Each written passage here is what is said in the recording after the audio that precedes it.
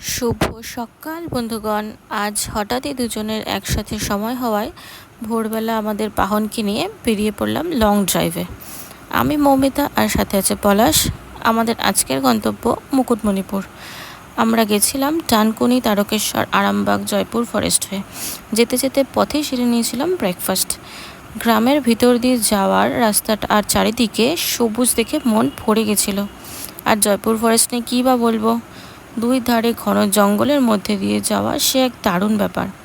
শুনেছি এখানে নাকি মাঝে মাঝে হরিণ আর হাতিরও দেখা পাওয়া যায়, যদিও আমরা দেখতে পাইনি। মুকুটমণিপুর পৌঁছে কংসাবতী নদীর রূপ দেখে মুগ্ধ হয়ে গেছি। বর্ষায় নদী যেন আরও ফুলে ফেঁপে উঠেছে। এখানে তোমরা চাইলে বোট রাইডও করতে পারো, আমরা যদিও করিনি। দূর থেকেই দু চোখ ভরে দেখেছি আর উপভোগ করেছি। বৃষ্টির জন্য আমাদের ওখান থেকে বেরোতে বেশ অনেকটাই দেরি হয়ে গেছিল।